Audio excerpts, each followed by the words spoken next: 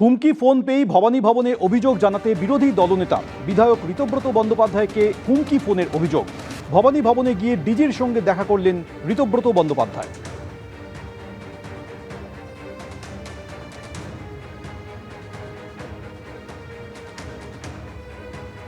নানান ধরনের phone tone তো আসে, গালাগাল করছে, ফোন করছে।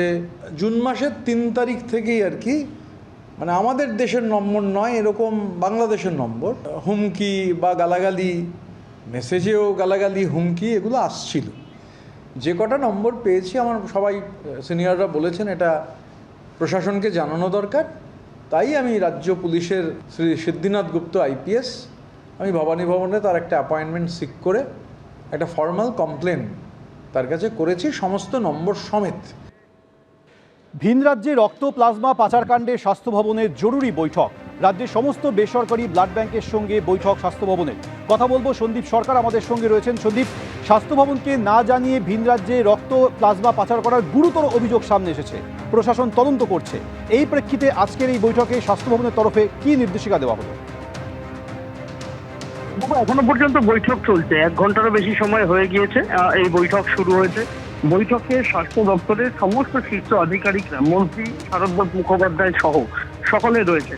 মূলত যে বিষয়গুলো সামনে আনা হচ্ছে যে এই ব্লাড ব্যাংক, রাজ্যে যে সমস্ত বেসরকারি ব্লাড ব্যাংক রয়েছে তারা যে সমস্ত অনিয়ম এবং নিয়ম বিরুদ্ধ কাজ করে গিয়েছেন বলে অভিযোগ, সে বিষয়ে একটা লক্ষণ রেখা টেনে দেওয়া এবং প্রত্যেকটি ব্লাড ব্যাংকে তাদের গাইডলাইন মোতাবেক কিভাবে কাজ করতে হবে সেটা তাদেরকে আরেকবার স্মরণ করিয়ে দেওয়া।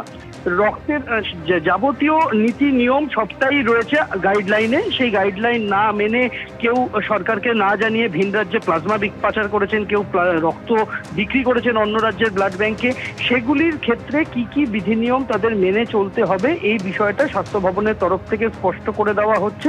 তার জন্যই আজকের এই বৈঠক স্বাস্থ্য ভবনে। ধন্যবাদ। শাসন করা হলো, এরপরে কি হবে? কারেক্টিভ মেজার্স, কি করে ঠিক পথে চলা যাবে। তা আজকের পুরো আমি মিটিং বলবো না, বৈঠক বলো না, ধরে নিন কর্মশালা। আমরা প্রশিক্ষণ দেব কোথায় ওদের গলদ ছিল, কোথায় ভুল ছিল। আমরা অলরেডি 2-3 জনকে বলেছি আপনাদের অপারেশন শুরু করুন। আমি শুনিনি কোনো দিন ব্লাড ব্যাংকের ফ্র্যাঞ্চাইজি হয়। একটা ব্লাড ব্যাংক 18 জনের ফ্র্যাঞ্চাইজি, 18টি ফ্র্যাঞ্চাইজি খুলেছেন, কিন্তু সেই 18টি ফ্র্যাঞ্চাইজির নাকি একজনই চালান। সেই যিনি নাকি একজন, তিনি একজন রাজনৈতিক ব্যক্তিত্বর ভাই। এইটুকু আমরা বললাম, বাকিটা হচ্ছে তদন্ত সাপেক্ষ। বেরোক, আজকে সন্ধ্যেবেলার যদি উদ্ঘাটন হয় জানিয়ে দেবো। এবিপি আনন্দ, এগিয়ে থাকে, এগিয়ে রাখে।